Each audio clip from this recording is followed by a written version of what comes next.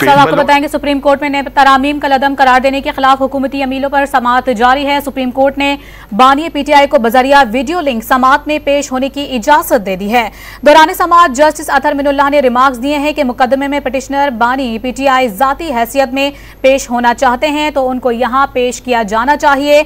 वो इस मुकदमे में एक फरीक हैं, हम उनको पेश होने के हक से कैसे रोक सकते हैं। चीफ जस्टिस ने रिमार्क्स दिए हैं कि ये आइन से मुतालिक मामला है, किसी के जाती हुकूक का नहीं। जज साहिबान ने मुशावरत के बाद बानी पीटीआई को बजरिया वीडियो लिंक पेश होने की इजाजत दी। चीफ जस्टिस ने बानी पीटीआई के वीडियो लिंक के जरिए पेश होने के इकदाम का हुक्म दे दिया है। इस पर मज़ीद बात करेंगे अब्दुल्ला मोमिन से। अब्दुल्ला, इस समाअत को आप देख रहे हैं, क्या तफसीलात हैं मज़ीद आपके पास, आगाह कीजिएगा।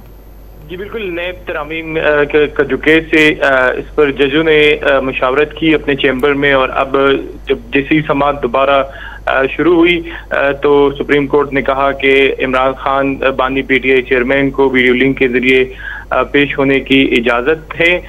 बानी पीटीआई को वीडियो लिंक के जरिए पेश होने के इंतजामात किए जाए। चीफ जस्टिस काजी फाइज ईसा ने कहा कि बड़ी अजीब सूरत हाल है कि बानी पीटीआई जो इस मुकदमे में दरख्वास्त गुजार थे और अब अपील में जवाब कुनंदा भी है, इनकी यहाँ पर नुमाइंदगी नहीं है।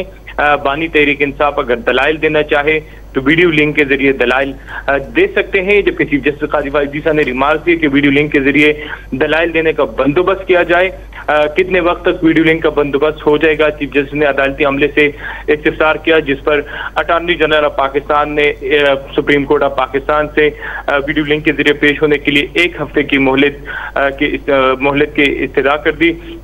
चीफ जस्टिस की वफाकी हुकूमत को परसों इमरान खान की बजरिए वीडियो लिंक पेश होने के इंतजामात करने की हिदायत अब सुप्रीम कोर्ट ऑफ पाकिस्तान ने जारी कर दी है। तो ये नए तरामीम के हवाले से केस है, और इस केस में चूंकि चीफ जस्टिस अतहर मिनुल्लाह की जानिब से ये रिमार्क्स आए कि बानी पीटीआई जो है वो इस केस में फरीक है, तो इसलिए उनको यहाँ पर पेश होने की इजाज़त दी गई, जिस पर केस में मुख्तसर वक्फा किया गया। और फिर जब जजों के दरमियान मुशावरत मुकम्मल हुई तो अब्दुल्ला मोमिन हमें तफसीलात से आगाह कर रहे थे, आपका शुक्रिया।